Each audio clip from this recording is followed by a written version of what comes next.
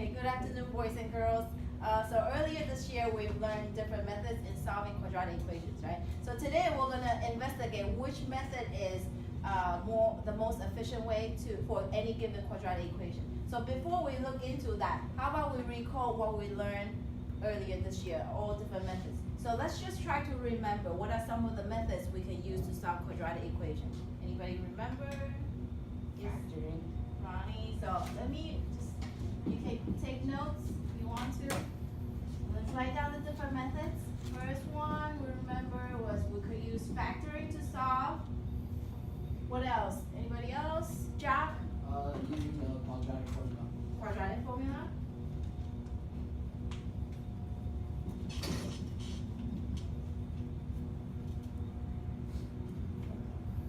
Anything else? Taking square roots.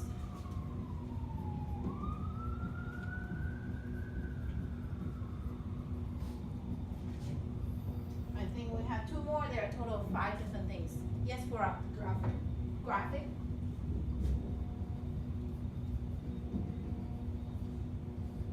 And one more. Yes, sir. Completing a square. So let's write it down. Completing a square.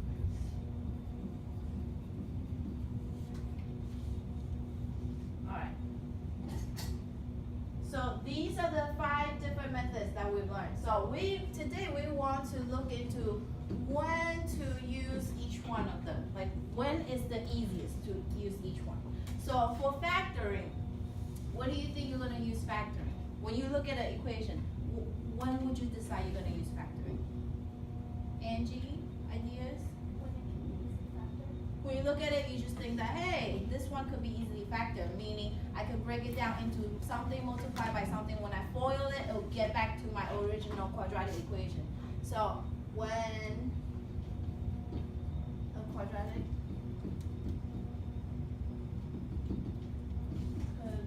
can be easily,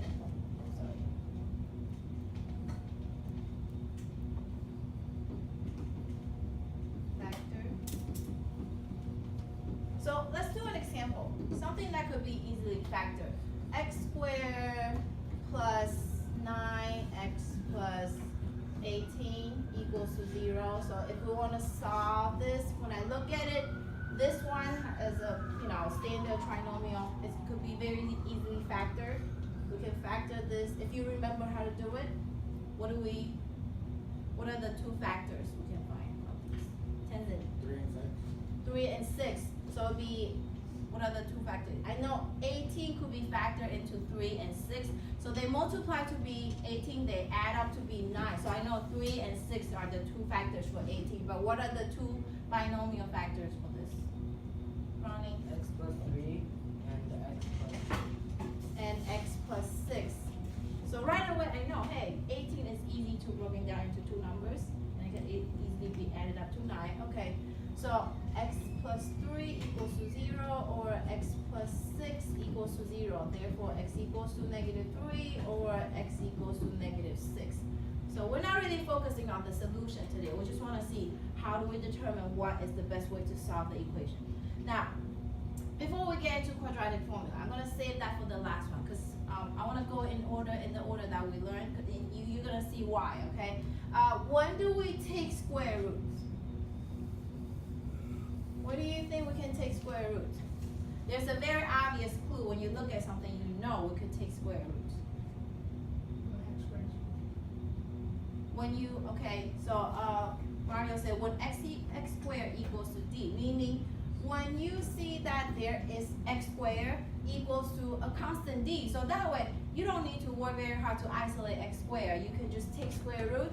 You could just find x value and you take square root of d, right? So this one we can write down when do we use it? When the quadratic is in x squared equals to d form. So that gives away. Alright, so let's do an example on how to take square root to find the solution. So for example, I could do 4x squared minus 64 equals to 0. When you look at this form, this is not in a typical ax squared plus bx plus c equals to 0. It's not in that standard form. If you look at it, x squared is the only variable. It's very easy to isolate it. When you isolate it, you can just take square root and then you can find a solution. So what do we do first to isolate the x squared? Tenzin. Add 64. X is 64, so I'm gonna x 64 to the other side, so I'm left with 4x squared equals to 64. What's the next? Pura. Divided by 4 on both sides. X squared equals to 64 divided by 4. 16. Very good. So now we take square root of x squared. Remember when you take square root, what's happening? What do we have to know? There's a positive and a There are two roots, because there are two numbers. When you square it, it will give you 64, right? So it's positive, negative square root of 16. Therefore, x squared is positive 4 or negative 4. All right? Yes? Oh, thank you. Very good. So x equals to positive 4 or negative 4. All right. So that's how we're going to use that in this scenario. When you look at something like this, easy to isolate your x squared. Next thing, graphing. All right. So from your experience, when do you think is the easiest to use graphing? Halima? on a calculator. On a calculator, when you're allowed to use a graphing calculator and you can see the solution right away, right? So not only you have to have a graphing calculator or a equation is very easy to graph, but the solution has to be very easy to approximate. That would be another thing I would add. For example, if you graph it on the calculator, it shows up as this. There are things, these are the solutions, but they are not right on the tick mark. It's hard to see, right? So when you have a graph like that, typically I would not use the graph to approximate my answer. Okay, so I'm gonna show real quick on the graphing calculator what it looks like.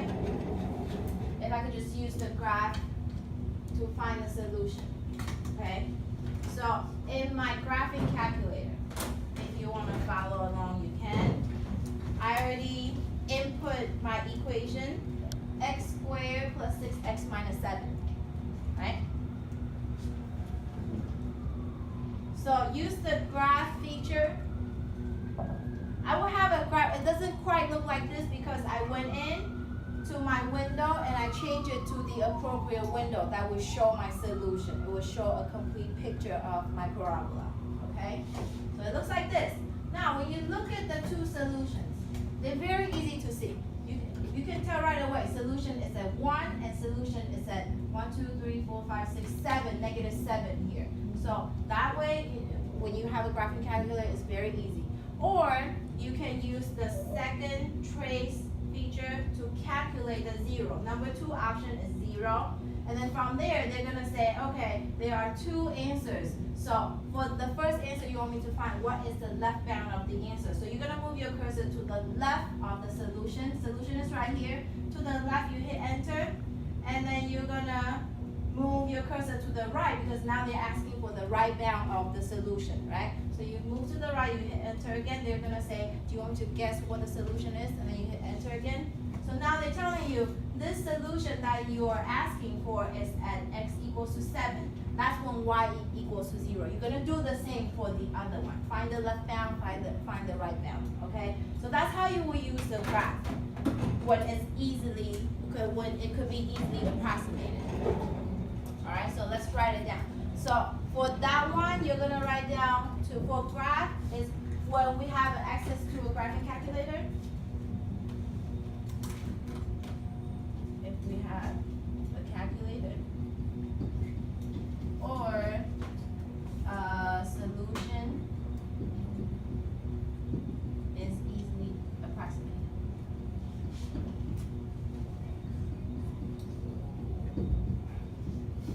On the graph.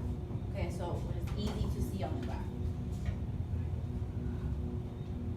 Next one is completing the square. So what do you want to complete the square? I know this one everybody hates. Remember we had a lot of struggle on this one. So when do you want to use it? Yes, John? When A is equal to 1.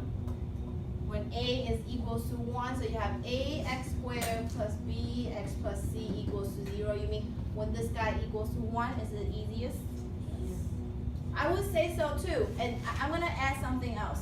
Remember, when we say completing the square is when we want to make it into a perfect square form, right? A perfect square looks like this. When you have a plus b squared equals to a squared plus 2ab plus b squared. This form is in a perfect square form. This form can convert back into my perfect square. So later I can take square root, right? So now if you look at this, we really want to make it x plus or minus a number b. A is really the x number, right? So the coefficient for this variable a is a 1. So it's really easy if we have an equation that has a coefficient of 1, meaning this guy here is a 1. So I just have x squared here, meaning it's the reflecting term of a squared for x squared, right? So I want a to be 1. Also, here, if this is 2ab, so if this guy is 2ab, to figure out what I'm missing in order to complete that square, I really need to divide this guy by 2 to get b squared. Okay, because this guy, whoever stands here, is 2ab, right? Oh, this whole thing is 2ab. Since a is x already, b is 2b. So to get b by itself, I need to divide this coefficient by 2. And then I square it to find out what c is, right? So now, completing the square is easier to use when a is a 1 for your coefficient and b is going to be an even number. Because a lot of times when b is not an even number, think about what's going to happen. So I'm just going to give you an example. X squared plus 5x plus 7. I can try to complete the square because I want to make it look like a squared plus 2ab plus b squared. A squared is x squared, so I know a is x. Alright, so this is a. So 5 is technically 2b. So I need to divide 5 by 2, and then I need to square it to find out what's missing here, right? So when this is not an even number, it's kind of hard. It's not hard, but you have to deal with fraction, right? So I will write down here, when is the easiest to use completing the square? We're going to say when when the quadratic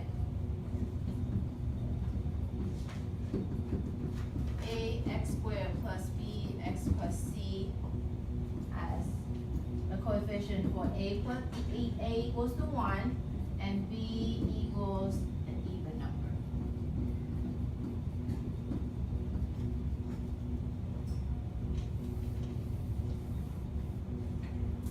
So here, let's do an example together. X squared plus 10x plus 2 equals to 0. By looking at this, let's run down the list. Would you like to factor this? Because you're gonna have to factor 2, right? You have to find 2 numbers that multiply to be 2 but add up to be 10, right? No, not happening. So factoring is out. Can you isolate x squared? No, because I got the x term here, right? Well, we didn't cover quadratic formula yet. Maybe we can use quadratic formula for this. I certainly don't want to graph. If I have a graphing calculator, I will graph it. So now let's go down to completing the square. So I want to complete the square and make it look like a squared plus 2ab plus b squared. So if a squared is x, I know a is x, right? So 2 times x times b would be 10x. So let's guess what b is. What's b? It's going to be a 5, right? Because it's 10 divided by 2 to find that, to isolate the b. So it's very easy when it's an even number. So 10 divided by 2 is 5. So b squared is 5 squared, which is 25. But how much do I have now? What do I have now? In my equation, I have a 2. So I need a 25 to complete the square. So what do I need to add? 23. 23, right? So I need x squared plus 10x plus 2. I need to add 23 to it. The other side needs to add 23 as well, right? So now I have x plus 5 squared equals to 23. Then I can square root it, and subtract 5 on both sides, right? So let's just do it. X plus 5 is positive, negative square root of 23.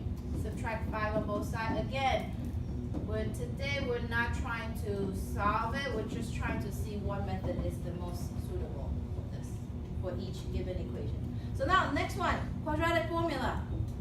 Where would you like to use quadratic formula? Yes? When everything else fails.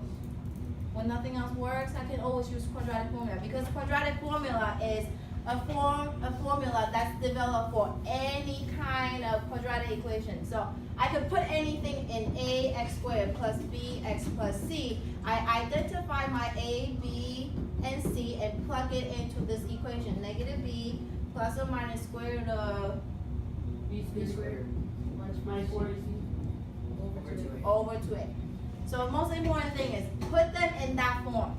A lot of times it's not in that form. So put them in that form, plug it in, and then we can find our x value, okay? So this one you can use for any quadratic equation. Or like you said, when everything else fails, I don't know how to factor it, forgot how to factor, can't graph, don't know how to complete a square, you can always go back to this, alright? So next one, let's try one. So I'm gonna give you 3 questions. You don't have to solve it. You just have to determine which method you're gonna use, and then you're gonna justify your answer. Why? Why do you decide I'm gonna use this for a certain question? Okay? So choose a method.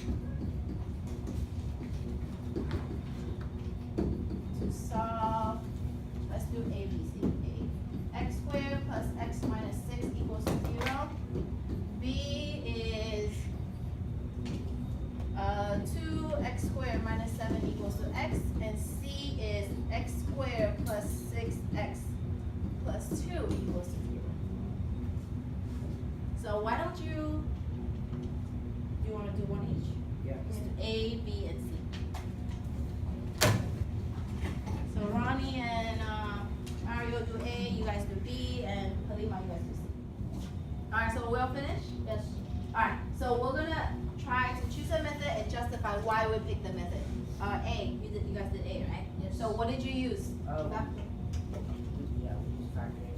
Because very easy to see. To factor negative 6 is 3 and 2. To make it 1, so what do you make it? X minus 2 and x plus 3. Okay, so you can make a positive 1 in the middle for your, for your B. Very good. B. You guys did B? Quadratic equation. Did you try to factor? Like, how do you determine it's quadratic equation? Because you like it? So first we like minus x, we put it on the other side. Okay. And then like we realized we really can't factor that because once you divide it, you can't. Alright, so this one is hard to factor. Did you try to complete it? See, you can't complete this one. Right, it's not 1 here. Okay, so you use quadratic formula. Very good. This one? Angie, your group. You go, Halima, you go. We completed the square. You completed the square. So what gives away you had to complete the square? The only other one was to use the quadratic equation, but we saw that you can complete the square because we've used this equation before, and it's always 9. C is always 9. Oh, see, you recognize the pattern with the A squared plus 2AB plus B squared. You recognize the 9 here? Because, okay, what gives away? It's a 1 here, so it's easy. You know x squared is A squared. 6 is an even number. You divide by 2 is a 3. So you recognize it's always going to be a 9 here, right? So you're going to add a 7 to make it a 9. Okay, so I think we pretty much get this. So I hope you feel more comfortable with this.